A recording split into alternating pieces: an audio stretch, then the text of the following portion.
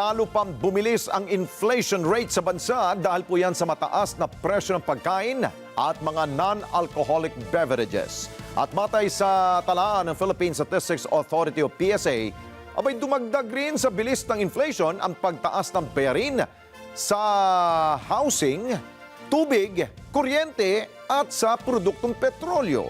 Si Vic Sumintak sa balita.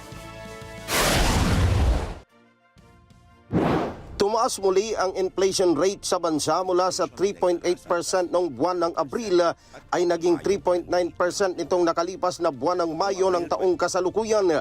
Sinabi ni Undersecretary Claire Dennis Mapa, National Statistician and Civil Registrar General, na ang pangunahing dahilan ng pagtaas ng inflation rate sa bansa ay ang mataas pa rin na presyo ng pagkain at non-alcoholic beverages.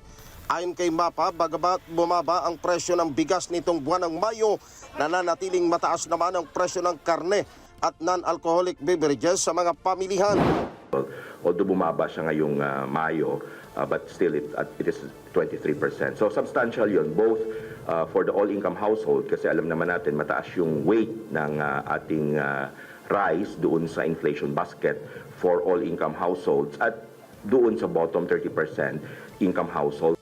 Inihayag ni Mapa ang dahilan naman ng pagtaas ng inflation rate sa bansa nitong buwan ng Mayo ay ang pagtaas ng bayarin sa housing, water, electricity at gas.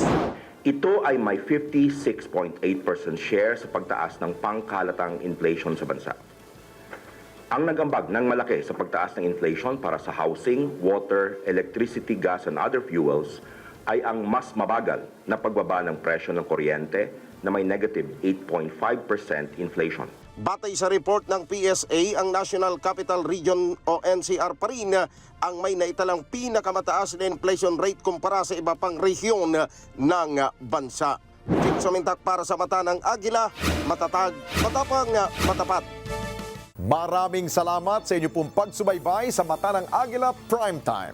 Para malaman ang matatag, matapang at matapat na mga balita, i-follow lamang at mag-subscribe sa @Net25 TV.